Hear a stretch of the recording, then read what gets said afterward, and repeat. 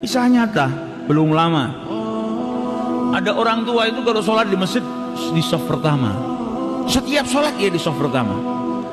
Sampai pada suatu hari selesai dari sholat baru salam, assalamualaikum warahmatullah, assalamualaikum warahmatullah. Ini orang tua yang biasa di shaf pertama tiba-tiba maju ke depan ke tempatnya imam, duduk di depan imamnya, lututnya nempel dengan lututnya imam. Sedangkan imam ini mesti berzikir setelah sholat. Belum selesai. Ini orang tua tanya, kayak orang gesusu, jadi tergesa-gesa.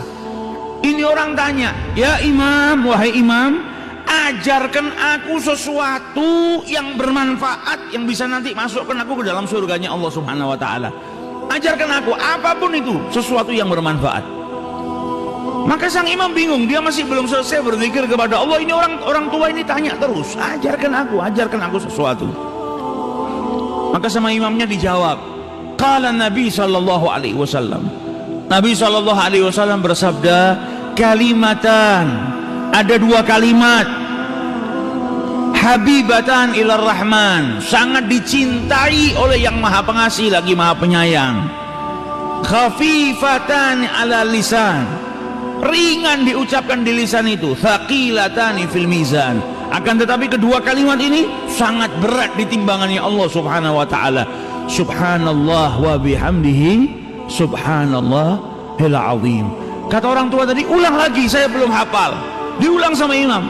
Qala Nabi sallallahu alaihi wasallam, kalimatan habibatan ilar rahman, khafifatan 'alal lisan, thaqilatan fil mizan. Subhanallah wa bihamdihi subhanallahil azim. Ulang lagi, saya belum hafal. Diulang sama imamnya beberapa kali. Sampai akhirnya sudah, saya sudah hafal.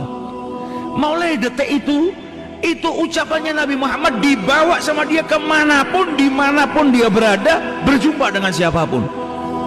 Ada pernikahan dia ketemu orang, qala Nabi sallallahu alaihi wasallam, ngingetin orang.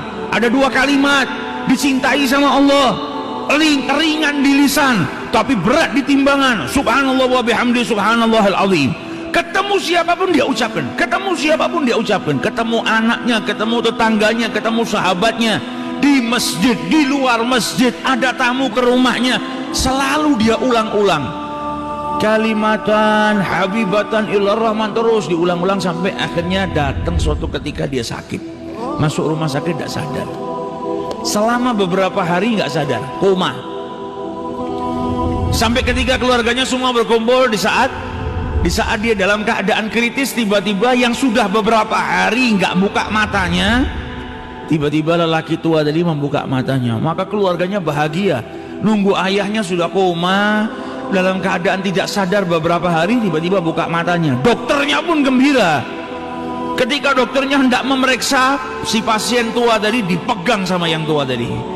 Yang tua tadi memegang dalam keadaan kedua matanya terbuka sambil berkata, ya dokter, wahai dokter, Nabi Shallallahu Alaihi Wasallam bersabda kalimatan, dua kalimat dicintai sama Allah, ringan di lisan ketika diucapkan, namun berat di timbangannya Allah Subhanahu wa taala. Subhanallahi wa bihamdihi subhanallahil azim.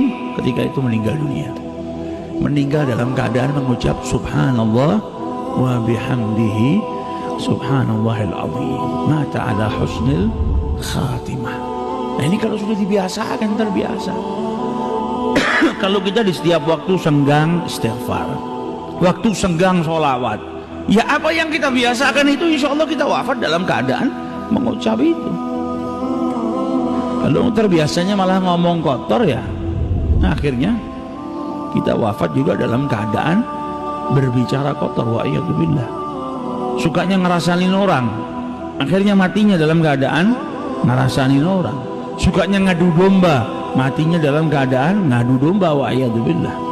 Namun kalau orang saling berzikir, maka kebiasaannya berzikir itu insya Allah akan menjadikan dirinya wafat dalam keadaan berzikir mengingat Allah Subhanahu wa ta'ala.